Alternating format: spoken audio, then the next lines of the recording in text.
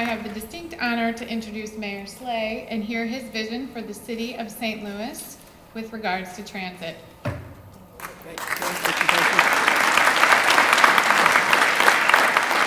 Well, thank you and good afternoon. And I, first of all, just want to thank everybody here and the organizations that you represent for the leadership that you provide in helping, first of all, support this organization and in building a vision and then advocating for making that vision become a reality. This is hard work, as my colleagues mentioned as well, and it does take a lot of us working together to make this region more connected, to make it a place where it's easier to get around in. So for that, I thank all of you. Certainly want to thank the board and congratulate all the awardees as well for all their efforts.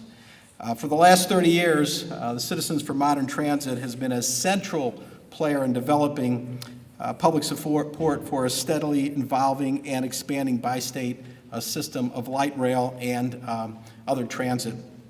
That system now has 37 stations, metro stations, as well as over 46 miles.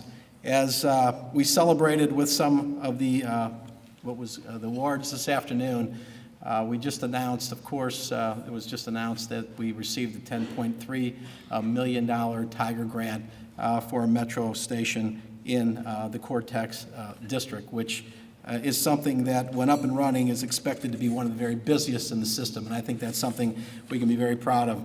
CMT's also played a key role in rescuing and sustaining transit in the region. Of course, we don't forget that when Metro faced a financial crisis that could have ended transit as we know it, CMT helped save the day.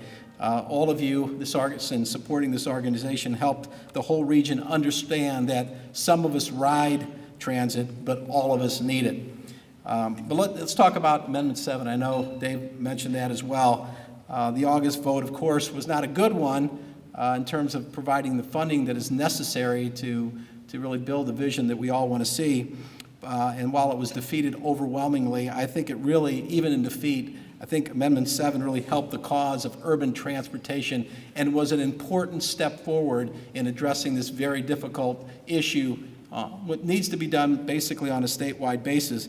It really allowed us, I know in the St. Louis region, to really include in our vision for more state funding a total transportation plan that wasn't just about highways and bridges, and Dave said the same thing as well. I think that was an important state first step in moving towards, I think, a better funding plan statewide.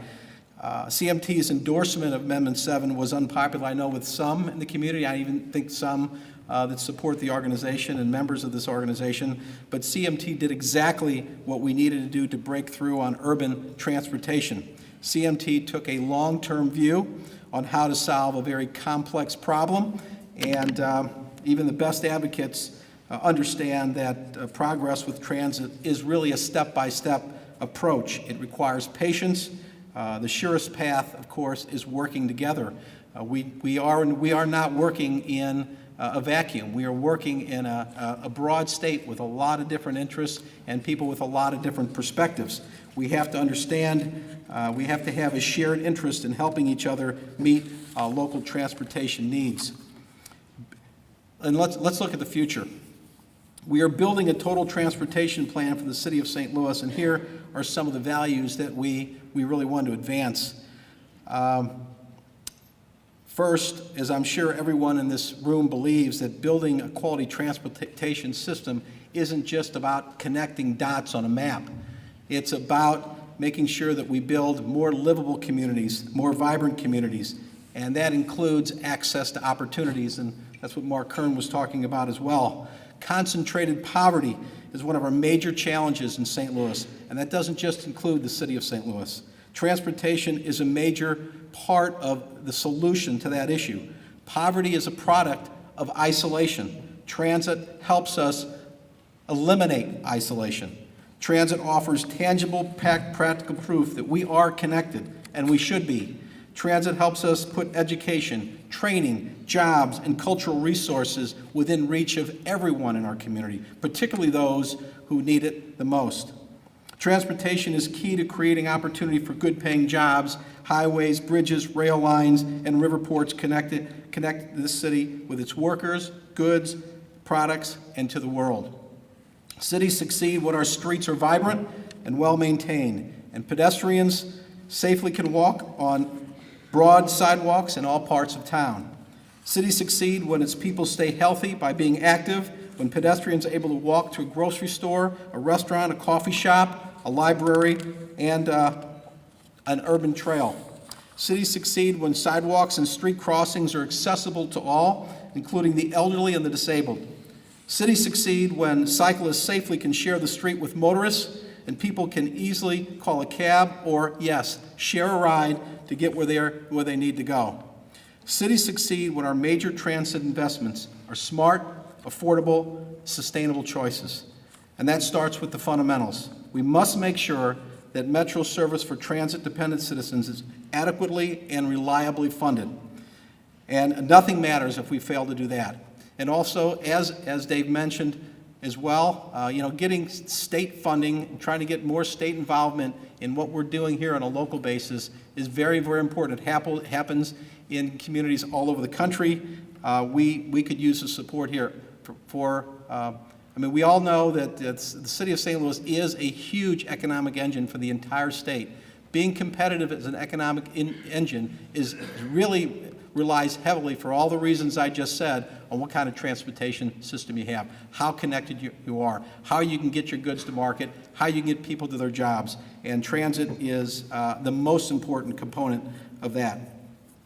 So with transportation, the future of our region and indeed the state is at stake. With transportation, there is so much opportunity for us to be even better as a community. So here's how we can build our transportation investments. Here's the kind of advocacy we need to help reach our goal. We must work together as a state and region. Our rural and ex-urban neighbors have different transportation needs and interests than we do. We must be sympathetic to those differences, and we must be willing to work with one another. We also must broaden our advocacy horizons. The best transportation advocacy looks beyond technical transportation issues. It searches for opportunities to solve other problems in local government, problems that keep us from making transportation investments. As transportation advocates, in other words, we must understand and help solve what is holding us back. We must push broadly for the region to work smarter and better together.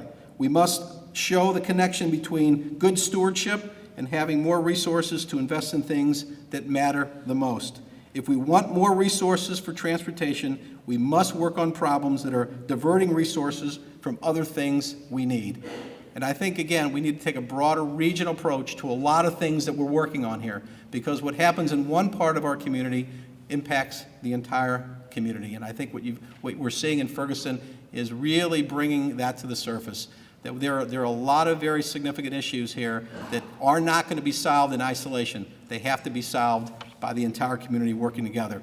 And the same goes with transportation. It is one of the things we need and matters the most.